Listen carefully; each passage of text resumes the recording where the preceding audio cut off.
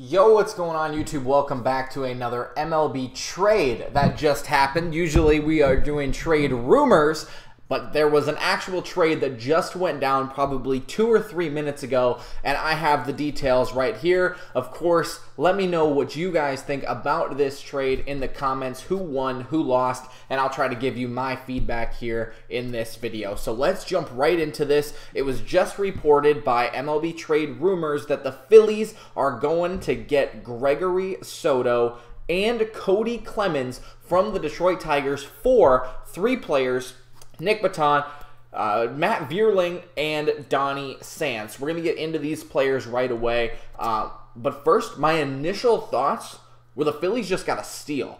And I'll tell you why here in a second, but that is not a lot that they gave up. And they're getting a pretty good lefty out of the bullpen in Soto. I know he didn't have a great 2022. None of these players are like superstars, but I think with what Kody Clemens could probably be and what Soto provides to the bullpen for Philly, I'll just come out and say I think they won this trade pretty easily. So let's first get into the stats of Gregory Soto. And like I said, he did not have a great 2022. In fact, he was a negative WAR player. Like 4 of these 5 players are also negative WAR players. But he went 2-11 for Detroit. Not a good team. In 64 games, had an ERA of 3.28, a whip of 1.37, 60 strikeouts in 60 innings pitched. He was an all-star this year, and honestly, I'm not a huge Detroit fan. I would imagine that there was no other Detroit players. Did Miguel Cabrera get... I don't think he was an all-star this year, but there are not a lot of Detroit players that get that all-star recognition, and somebody has to go. And honestly, like I said, he's probably one of their best players, even though he's not super great. He's in his prime, I guess you could say. He's played for Detroit for, his entire career. He's not going to be that good, right? So he was 27 years old this last year. Like I already mentioned his stats, he was an all-star. I would guess that he had a pretty good first half and just kind of fell off, and also it's Detroit, so they need an all-star. He was an all-star in 2021. He actually did pretty well, and he is the main focus of this trade, right? The Phillies needed bullpen help, I think, because they kind of struggled, I would say, in the World Series more so than they did in the postseason. Like, even if you go to their depth chart in 2022, I guess we can kind of look at 2023 here in a second, but they've added pieces, of course, with Trey Turner. They have a pretty solid core with Harper, and Bohm's going to be good. Stott's going to be good. Hoskins has done well. Remuto, of course. So you go to their pitching side of things, and that's where I think, well, they got no hit in the World Series, so their hitting obviously is a problem too, but they needed pitching, right? I think they burned Alvarez, or what is his name? Was it Alvarez? No, it was not. It is Alvarado. Is that right? What? I don't think that's... Anyway, they were burning through their guys in their bullpen, and I think they need some help, right?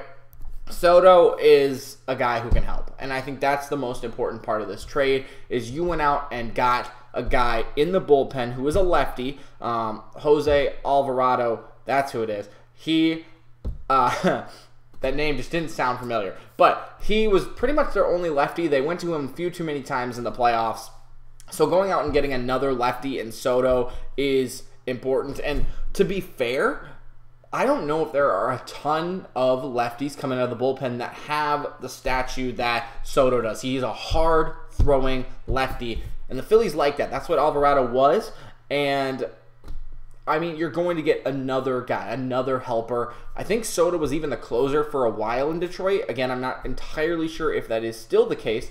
Obviously not in Detroit anymore, but I wouldn't imagine that he would be their closer. But they did get rid of Eflin, so maybe he would fill into that 8 and 9 inning slot. Of course, you go over to Kody Clemens, who the Phillies also got in this trade. I would say he was maybe disappointing this year. He's not obviously an everyday starter. He only played in 56 games. And I don't know, to be fair, if he is that piece. I don't know how much playing time he's going to get in Philly. I really think he's more of a Matt Vierling guy for that infield instead, because the Phillies have some young talent coming up. and I think really shined this year. Obviously, they were an offensive first team. So Kody Clemens had a -2 WAR, 117 at-bats. He had 17 hits, 5 home runs. That's a batting average of 145 and an OPS plus of 45. Again, the average, again, is 100. So really not great in his first season. He is, or he was 26 years old this year. So, you know, you really got to see talent quick, I think, with him. Obviously, the son of Roger Clemens. So there's a lot of hype there. And I think that given the chance, maybe he does better. But I don't know if he gets that chance in Philly. I think he was just kind of a piece to move with Soto. Probably had some potential, right? The name maybe a little bit helps too. So we'll see what he can do in Philly. I'm kind of excited for this move. I don't think Clemens was going to do anything in Detroit. I know early on in the season he was like, I don't know if he was the poster child, but he was supposed to be this guy who was going to shine, right? So he never really did, and maybe a change of scenery helps him out there. Now we'll go on to the Phillies. The Phillies really didn't give up a ton, right? Donny Sands, who is...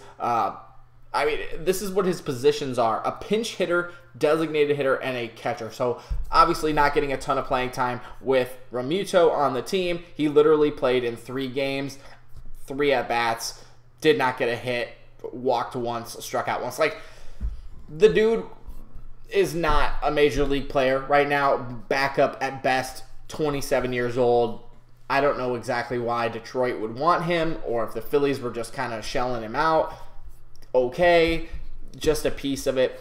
Nick Maton, he is probably the best player that they gave up. He actually did do pretty well in 2022. He's 26 years old. This could be a good change of scenery for him since he got playing time in Philly. He played in, you know, how many games? It doesn't even say how many games he played in.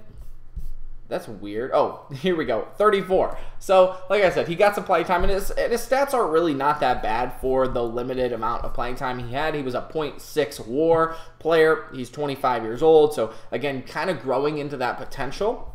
He had 5 home runs, 17 RBIs, 250 batting average, an OPS plus of 138, again, in his limited bats. So, really, he had a good opportunity in Philly, and maybe he could be the guy that the Detroit Tigers thought Clemens could be. So, honestly, I think that that's probably the best piece of this trade. But they also get Matt Vierling, who, honestly, I'm a big fan of. He played for the Madison Mallards. If you haven't seen the hat or the hat behind me, I'm part of that squad over there. So, I have a connection to Matt Vierling a little bit, and obviously if you follow us on Twitter, we were posting about him being in the World Series, so a little bit of a personal connection to this guy, and he actually really did not do that bad. He was pretty good in the outfield when he got a chance, but obviously with Harper and Schwarber, and they went out and got Marsh, like, they have a pretty good squad. They really didn't need him, right? Like, even right now on their list, Vierling, Schwarber, Marsh, Cave, Castellanos, I forgot about him, Harper, Hoskins can play a little bit of right field, I guess, if he needs to. Like, you're looking at a guy who was never really going to play a ton, right? And they got rid of him. And honestly, I'm kind of a fan of this move as well. I don't know if I went over the stats for Vierling. He was a negative WAR player. Not that that matters, but he had a decent season, 6 home runs, 32 RBI, 246 average, and an 83 OPS plus. He played all over the field. He played in center, left, right, designated hitter, third base, second base, first base. Wow, he played everywhere. So really, he's going to be a guy who never got opportunity in Philly just because of the talent that they had. This is amazing. I think that this, maybe not the best player in the trade, but I think Vierling is a good player, and I think he will shine in a new environment where he actually gets playing time. Again, if you're a Detroit fan, there's nobody in Detroit that maybe really gets your hopes up, maybe except for Spencer Torkelson. So, I don't know. But Vierling and Maton, they could do some, I wouldn't say damage there, but they could grow into players that surround other players, draft picks, and maybe if Detroit wants to go spend some money, they would be able to support those guys. So I think that Philly had an excess of good players. Vierling, Nick, they're not superstars or anything, but they didn't need them. And I think they were easily let go for the needs that Philly required, right? Pitching and maybe a namesake of Clemens. So I think it's a good trade for both teams. I think Philly ends up winning it by, a little bit, but I wouldn't count out Detroit. These players are going to develop. They're in their prime. I wouldn't count them out. I think that they could develop into very good support players. And if you're either side, I think you're not upset with this trade. So again, I think Philly wins the trade by this much because they got what they needed. And maybe Soto does a little bit better in Philly than he did in Detroit. But again, on the flip side, Detroit has some players that they could work with. Even if they aren't the greatest players in the world, I think that they are happy with this trade. That's what my thoughts are. I hope you guys enjoyed. Thanks for watching. Make sure to leave a like, subscribe if you did, and we'll see you next time. Peace.